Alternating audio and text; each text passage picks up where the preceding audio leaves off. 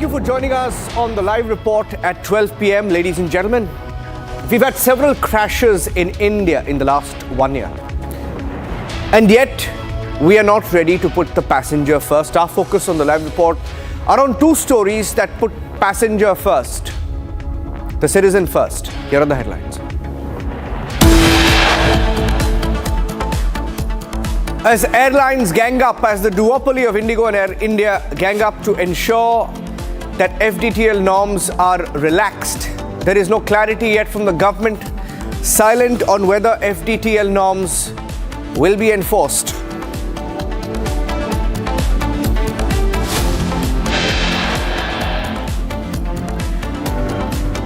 Is there a big aviation cover-up? The 2023 crash involving the same plane, the Learjet 45, and in 2026 in Baramati, similar crash, similar unexplained flip.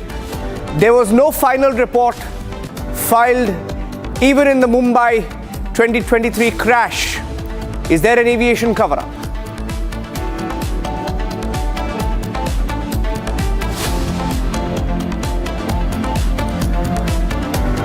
Unexplained 180-degree flip.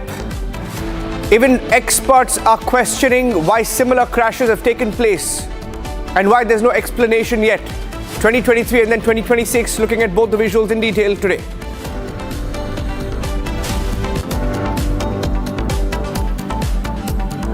And Priya Sachdev has been summoned after Rani Kapoor goes to court, claiming that she was unaware of all her assets being taken away.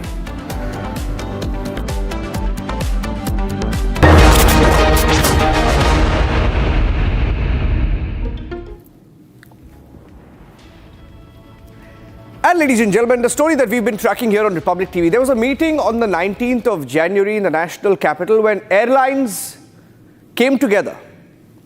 Indigo, Air India, SpiceJet, others came together, met government officials a week ago seeking relaxation in the FDTL, or the flight duty time limitation norms. What are these norms? These norms essentially ensure that pilots are well rested. The meeting took place a week ago. And these airlines want the FDTL norms to be delayed indefinitely. The airlines have been trying really hard to ensure that FDTL is not enforced. Indigo tried it when there was chaos. Indigo went to the government. They blamed FDTL. They got a temporary breather from the DGCA. And now airlines are trying to ensure that it's permanently put in abeyance, which means FDTL, which ensures that pilots get enough rest, crew gets adequate rest, and therefore passenger safety is not compromised. They don't want that. They want a permanent relaxation on FDTL. I'm going across to Shravan, who's joining us, because the government is silent. Government is completely silent on this. We've been trying to get the version of the DGCA, trying to get the version of the airlines and the government on whether airlines and the duopoly of airlines, including Indigo and Air India, get their way. Because when the Indigo chaos took place last year, Indigo cited the FDTL rules to indefinitely try and push the FDTL. They got a breather till the 2026 February. Till the next month, they were given a breather. But now all airlines are coming together and saying that they want a permanent relaxation on FDTL. Now, I'm going across to my colleague Shravan, who will be joining us live. This is the story. When you look at the details of how airlines have come together, take a look at, for example, what Indigo said. Indigo said in their report during the chaos that there was a crunch in the manpower, there was miscalculation. They tried to blame it on how they were unable to gauge the kind of manpower requirement that would be needed for FDTL. They tried to use the FDTL as an issue to explain the chaos, to justify the chaos. And now all airlines have officially come together. And this meeting, which never went reported until Republic put it out a few days back, we put the details out, and we have now learned that airlines are really pushing hard and the government is silent. Shravan is live. Now, why we are doing this story non-stop on Republic? Why are we asking these questions, again and again? Because, Shravan, there is no clarity from the government. We tried asking those questions. There is no statement. They're not answering questions. Calls going unanswered. What's going on? Well, in fact, Niranjan, first let me just explain what are these norms that we are talking about and how does that impact you and I. FDTL norms are essentially norms by which you would perhaps give the much needed rest to the pilots. This is just one of the many norms that we are basically talking about, but this has a direct impact on the well-being of our pilots.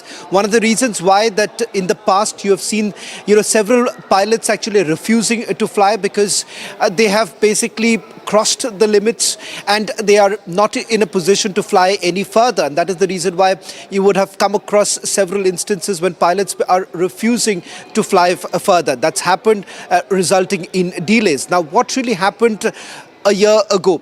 In fact, you've had the pilot associations knocking at the doors of the court, hoping that the court would basically give the instruction to the DGCA, the regulator, to take the final call as far as these norms are concerned.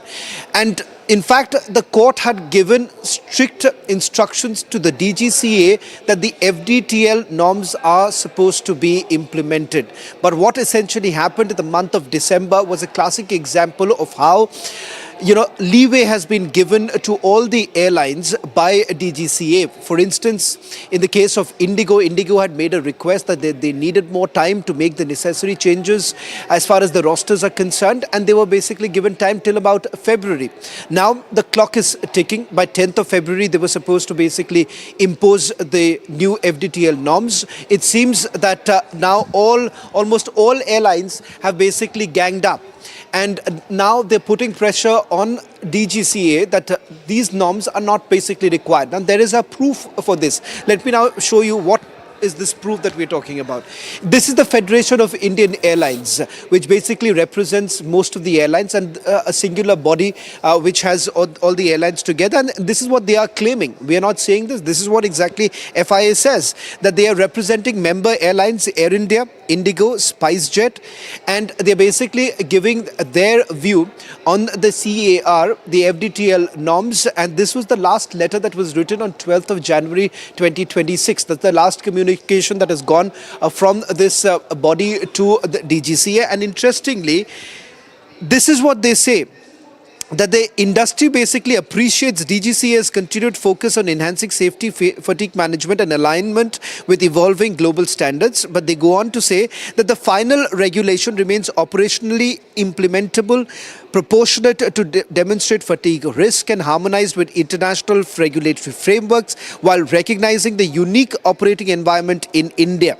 They're also going on to say that formal fatigue reporting mechanisms are absolutely fine, regular review of fatigue reports by the cross-functional panels, non-punitive assessment and corrective actions.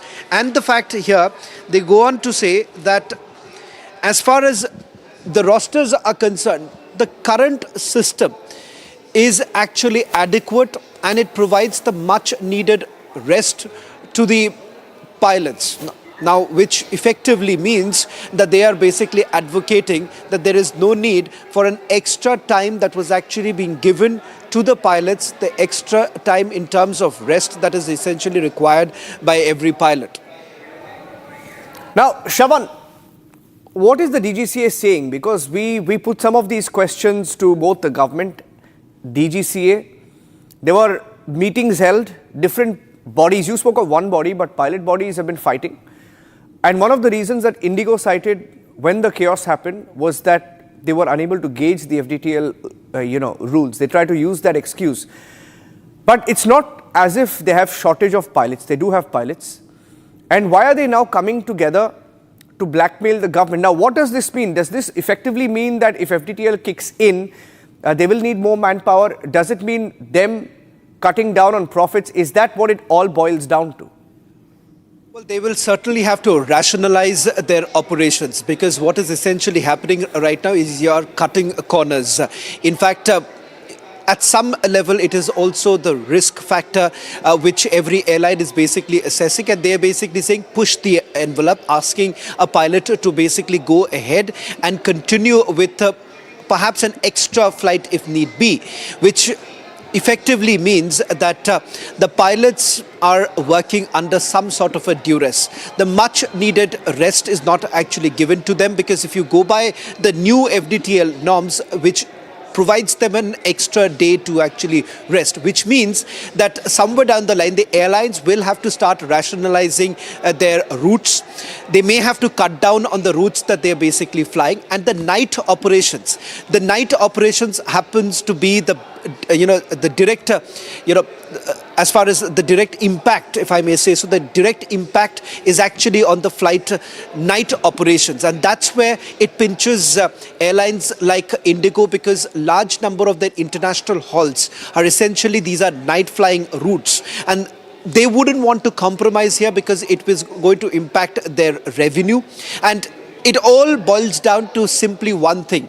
It's about revenue for the airlines. It's not about human cost. It is not about perhaps safety of the pilot as well as safety of the passengers. That isn't paramount. A question has already been asked to the DGCA as to why exactly are you so very lenient when it comes to demands that have been made by the airlines. Because if you look at what happened in the case of Indigo, all that Indigo had to do is basically write to the DGCA that they are not in a position right now to implement the FDTL norms, and they perhaps would require more time. And more time was actually granted to them. Till about February, they were basically given the time so that they can implement the new rules. And in all likelihood, it's not going to happen.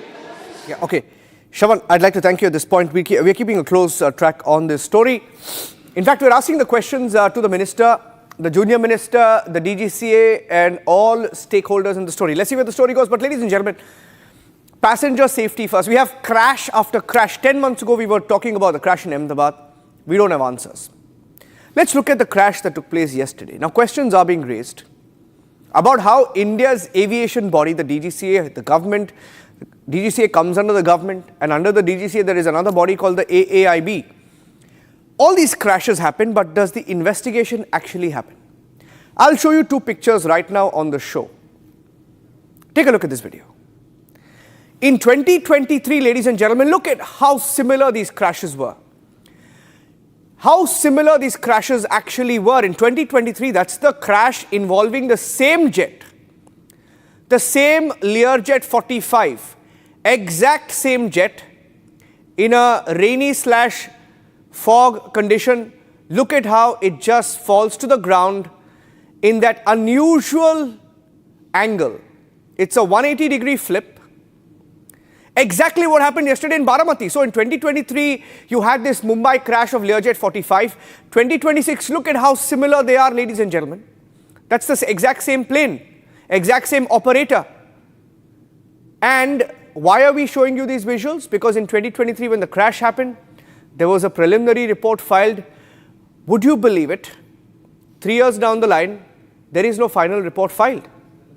There is no final report that is filed by the AAIB, which is entrusted with investigating such a crash. What is going on? And why is there an aviation cover-up? I have Captain Randhawa of the FIP. Captain Randhawa, I want to stay with these pictures. You look at these pictures, Captain Randhawa, it is so eerily similar. Same plane, same operator. Okay, forget the operator. Operator may be incidental, right? Same plane, similar incident, similar flip. I mean, you look at how in both cases it veered to the left. I don't know whether it's too much of a coincidence, but what we are worried more about, I'm not an expert, but what we are worried about is that in the 2023 case, we see that there is no final report. There is no final report filed. So what happens each time there is a crash in India? We go back and we ask questions, we debate, but there is no final report, there is no closure. What's going on? Niranjan, good afternoon. I would like to give some views on this. First part is that you showed me 2 video clips, and you showed me that what is the similarity. Now, if you see the similarity, that both are Learjet 45 aircraft. Of course, one accident happened during September 23, and the second one happened yesterday. Now, Learjet 45 aircraft, let me tell you that it's got thin wings and it is prone to tip stalling. Now, that is one of the possibilities we have to rule out, that did the aircraft at the low speed handling, was the speed low enough? Uh, because on approach, the speed is low enough. And if the speed is insufficient, the aircraft could reach a critical angle of attack and there could be a stick shaker warning, which would be evident from the decoding of the DFDR. So one thing is certain, that if you see the Mumbai accident, in which the people survived, and people did not survive yesterday. Now, if you see, the aircraft has just turned towards the left, short of the runway, and it's turned to the left and crashed.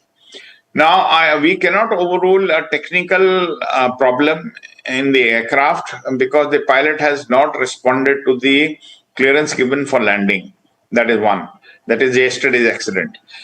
Now, I'll come to the second question, that the AIB has still not completed the final report on the accident in 23. It is a ridiculous way of functioning. We have been saying that firstly,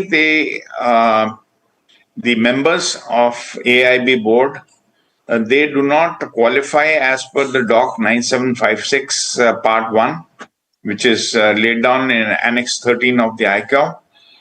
And secondly, they are understaffed. There are only 5 members. Thirdly, they lack the expertise. Fourthly, the number of, apart from the AIB board, there have to be SMEs on board. Now, SMEs on board, you have certain amount of SMEs in the AIB board, and some should be complemented by taking them from the industry. So until unless these things are done, this will continue to happen, and the government of India should question. Now it is working under the Ministry of Civil Aviation, which is again wrong. It should be an independent body like the NTSB, and it should not be answering to some ministry, because ministry has got DGC also under them and AIB also under them. So they need an independent body, and the reason is very clear, that their processes are very slow. They don't have expertise. Even in the Ahmedabad crash, we have been saying time and again that you have to check the electrical systems and all. It has been filed by Foundation of Air Safety in the US Senate about this accident. So they are not bothered, and that what the experts say, or what the evidences are leading to, they are not bothered. So they need to make SOPs firstly, that it has to be, all these accidents have to be a time-bound program, and you have to follow certain guidelines. So until unless all these are spelled out and the government insists, nothing is going to work, and it will continue this way things are going on. The next point I would like to touch upon, Niranjan, is that I'm quite unhappy by the way the airports are coming up in India. We've been raising this question since Mr. Sindhya was the Civil Aviation Minister, that these airports you are making, or which are being revamped, these airports, small airports, they lack the basic infrastructure of the equipment. At these airports where the UDAN routes are also operating, they do not have, they are VFR airfields. So they require 5 kilometers of visibility for the visual cues and the visual conditions. And all over the world, the 5 kilometer norm is there. Under special VFR, you can reduce this, but those are only to select operators. DGCA gives the clearance, and select pilots. Yeah. So now we come to the next question, that when these airports are designed, made, Then you have ILS, you have VOR, like the US airports where the flying clubs operate. Here you have nothing. The other day there was an accident of Redbird, but it was not due to visibility. But I'm just saying that they get constrained once we have to produce the pilots. And the second problem is most of the airports, they fall under less than 5 kilometers visibility. The flying cannot take place. So you have to have a mechanism. You have to have aids at the airports, and you must have ATCs at the uncontrolled airports. Also, you do not make them uncontrolled airports. And yesterday we saw that two pilots are controlling the aircraft from a mobile van. So these all things need to be fixed up. You cannot be, go ahead, don't know when, go gaga, okay, we are expanding, we are becoming third largest aviation. We are heading towards disaster because things are not getting fixed. You don't have the right people in the right places who can put things into place, the SOPs into place, and it is not happening. Over to you, Niranjan. Yeah, thank you, thank you, Captain Randhawa. In fact, let's tell you what we found extremely interesting is that, Captain Randhawa, I'm going to show the details of the report because we are hearing that in many cases crashes happen, preliminary reports are filed, but a final report is never filed for some strange reason. The final reports are never filed, and that is why it is extremely strange. Because in 2023, a crash happened. This is a picture, by the way, from Baramati yesterday. But there was a crash in 2023. Let's go back to the pictures. Only a preliminary report was filed. There was no final report. And it was the same jet. It was the same jet, and it was a similar crash. There was a preliminary report. There's no final report. There is no conclusion. There are no details of what went wrong. So, and that is why people have questions, and people are asking these questions of the aviation body, of AAIB, which comes under DGCA, which comes under the Ministry of Civil Aviation. What is going on? If there are crashes, if there are incidents, and these incidents are never probed, there is a serious problem. And that is why we are bringing you these visuals, because they're extremely similar in nature. We talk about how big airlines like Boeing, etc., they've been let off the hook. Pilots are being harassed in the case of the AI-171 crash. The families are speaking on record. So we speak about pilots, but we never speak about either the giants who make these planes or the engine makers. We never hold them to account. We never investigate them. That's the allegation. And if there is an issue, a serious issue of being understaffed, should that have been addressed? When will we address that? We here at Republic will continue to raise those questions.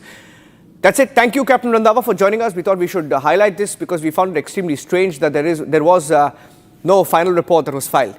Leaving it at that, ladies and gentlemen, that's it on this edition of the live report. We'll take a break. We'll come back with another controversy of Bangladesh, which has now said it will sue ICC. It will protest against ICC. There are some bizarre comments coming in from Bangladesh. For how long will we continue to take this blackmail? That's our focus next at 12:30. Thanks for watching.